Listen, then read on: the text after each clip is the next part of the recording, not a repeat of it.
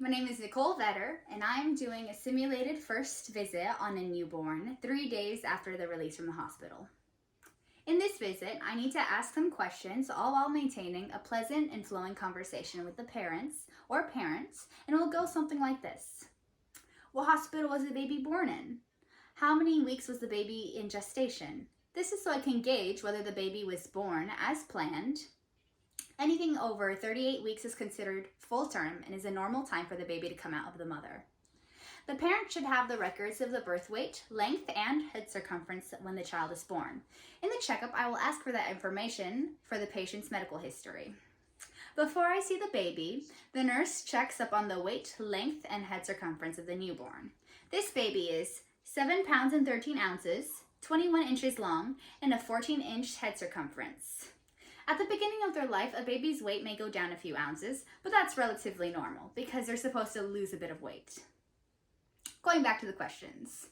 I need to know if there were any complications during delivery, and if it was a vaginal or C-section delivery for the baby. How's the feeding going? Is the baby being breastfed or using formula?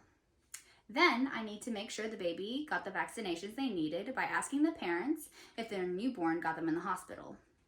The parent will be holding the baby in their arms until the part of the checkup where I can then ask the parent to undress the baby so I can start the physical exam. In this section of the exam, I will check the vital signs of the baby. First, I will check the temperature using the thermometer and lightly placing it in the anus of the child. The perfect temperature of the baby would be 98.4 degrees Fahrenheit. I'll check the respiratory rate for the child around the heart area by watching the chest of the baby rise and fall, and I would know that they're doing all right and would help me ensure that they aren't congested. When I use a stethoscope, I will put it lightly against the chest of the baby to listen for the pulse. This would be a steady and slightly fast heartbeat. The baby's heart rate being a lot faster is normal because the older you grow, the slower your pulse gets. I'm also checking to make sure the baby doesn't have any heart murmurs. A normal heart goes like bum bum, bum bum. If they have a heart murmur, it means they have little holes in their heart where the blood will flow back even when pushed forward by the heart, and it won't sound right. You would hear a bum zh noise. At this moment, I would check the HEENT, the head, eyes, ears, nose, and throat.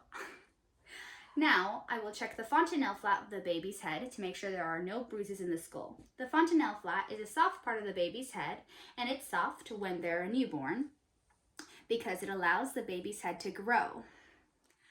When they're newborn, their brain rapidly grows in the first 2 months, and as they get older, that part of their skull gets gradually hard.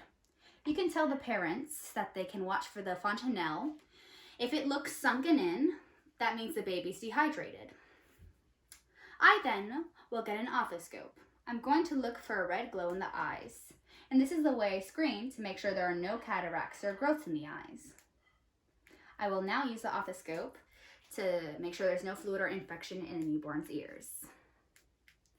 When we look at the nose of the baby, there isn't much to see, because a lung checkup pretty much covers all the pediatrician needs to know.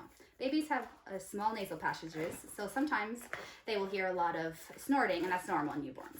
When it gets to be too much, they will sneeze. This is why look at the chest rise earlier, because that's an accurate representation of how the baby's breathing is doing. Now, I'm going to look at the mouth of the child with a gloved hand to open their mouth, since babies don't keep their mouth open. I'm doing this because babies sometimes have cleft palates, which is a hole in their palate, making sure they have no deformities there. Also, I check that there are no white spots in their mouth that indicate a yeast infection. But typically yeast infections don't happen that early in children.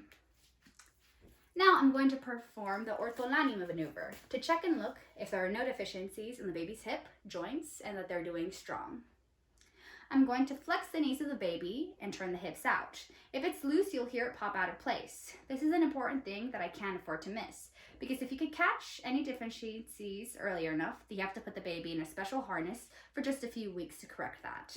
However, if you wait too long to find out and they're starting to walk, then I have to cast them, and that's a much more convoluted process.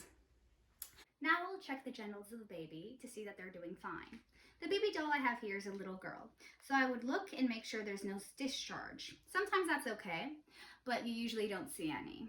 Sometimes a little blood comes out, but that's normal. After all those months of the baby in the womb receiving hormones from the mom, it's taken off and its uterus reacts to that.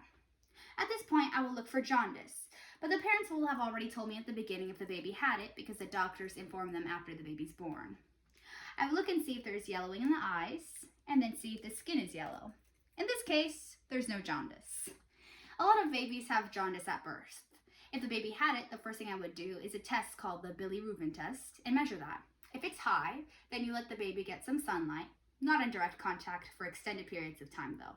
However, if it's very high, there's a special kind of blanket you can use for babies called the Villi blanket.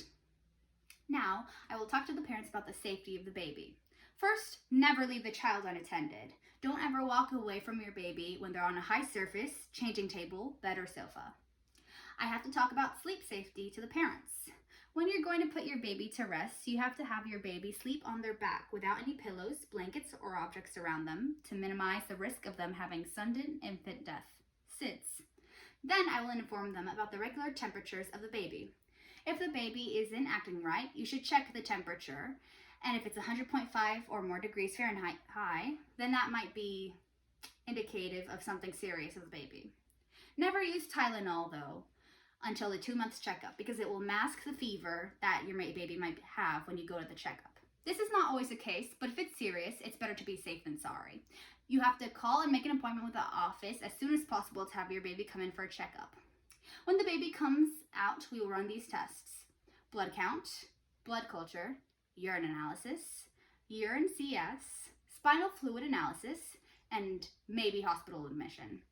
Most of the time when babies have a fever under 6 weeks of age, they go into the hospital. Finally, water safety for neonates is when you're washing them. Aim to keep the bath water around 100 degrees Fahrenheit. The water safety also ties in with the safety of not turning your back on the child. When you're washing and taking care of your child for a bath, turning your back on them for even a second can allow for fatal things to happen. The baby's next visit will be when they're a month of age, unless there's any problems. There might be visits in between this too. And that concludes the checkup. Thank you.